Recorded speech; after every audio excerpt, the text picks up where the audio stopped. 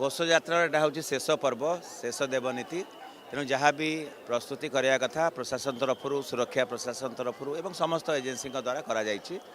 आम देखुचे जे श्रद्धालु भक्त मान गहली बढ़ी बढ़ी जाऊँगी तेणु जदि अत्यधिक भिड़ हम भिड़ नियंत्रण को सर्वाधिक गुरुत्व दि जाऊँगी कथा चली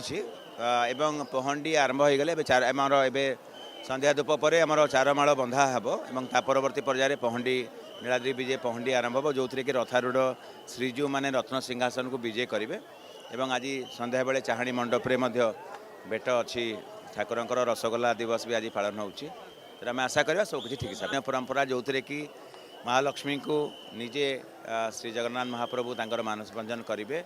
और से रसगोल्ला अर्पण करेंगे निश्चित भाव में यह एक अनन्य दिव्य परंपरा बोली आम कहवा सब किसी ठीक ये मोबाइल कौन सी हिसाब से कहीं व्यवहार करें रथ उपरे एवं आम बहुत खुशी और गर्व अनुभव करुँ आमर जो अपील थिला जो निर्देशनामा थिला ताकू सेवायत भाई माने ताकू मानि चली कौन सी हिसाब से